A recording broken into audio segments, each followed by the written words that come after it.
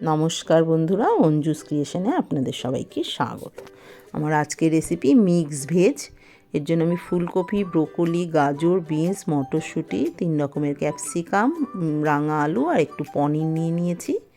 কড়াইতে সাদা তেল দিয়ে তেলটা গরম হলে আমি পনিরগুলোকে ভেজে তুলে নিয়েছি।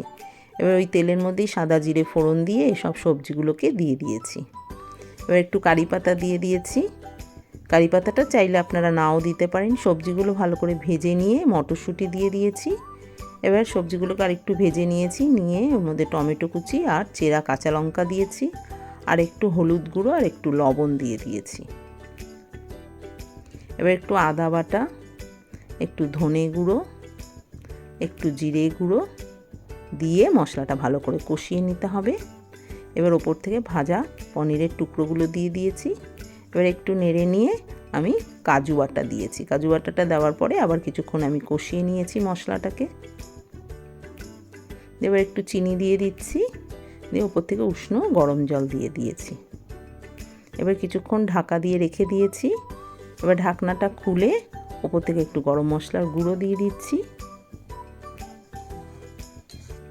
দিয়ে এবার মিক্স ভেজ আমার তৈরি হয়ে গেছে, পরিবেশন করে দিয়েছি। দেখা হবে আবার নতুন কোনো রেসিপি নিয়ে। সবাই ভালো থাকবেন, সুস্থ থাকবেন। ধন্যবাদ।